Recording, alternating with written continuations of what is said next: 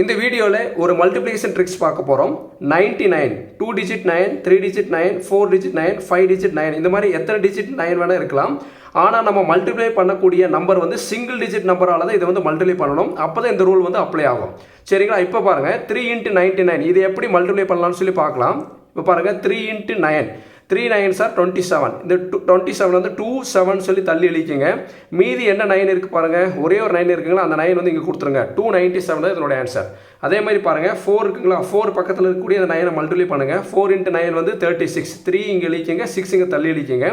மீதி இருக்கக்கூடிய 9 எவ்வளோ 9 இருக்குன்னு பாருங்கள். 2 9 இருக்குங்களா, அந்த 2 9 இங்கே கொடுத்துருங்க.